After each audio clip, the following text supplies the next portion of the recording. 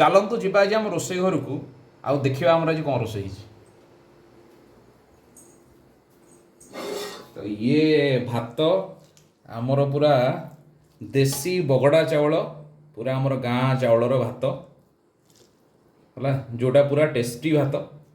ଆଉ ଏଠି ରଖା ହେଇଛି ଆମର ପୁରା ଦେଶୀ ଜିନିଷ, କହିପାରିବେ ଏଇଟା କ'ଣ? ଏଇଟା ଆମର ବାଉଁଶ କଡ଼ି ପିଠଉ ତିଆରି ହେବ। ଖାଇଲା ବେଳେ ଫ୍ରେଶ୍ ଗରମ ଗରମ ବାଉଁଶ କଡ଼ି ପିଠଉ ତିଆରି ହେଇକି ଖିଆ ହେବ।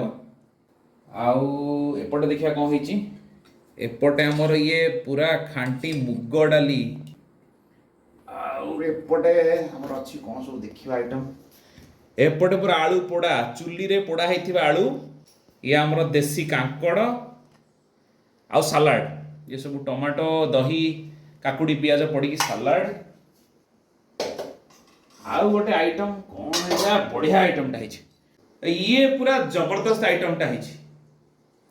ଇଏ ଆମର ସଜନା ଶାଗରେ ମୁଗ ପଡ଼ିକି, କଞ୍ଚା ଲଙ୍କା ପଡ଼ିକି, ରସୁଣ ପଡ଼ିକି, ତା ସାଙ୍ଗେ ଟିକେ ପେଜ ପଡ଼ିକି ପୁରା ଖାଣ୍ଟି ଓଡ଼ିଆ ଆଇଟମ୍, ଟେଷ୍ଟି ଆଇଟମ୍ ହେଇଛି।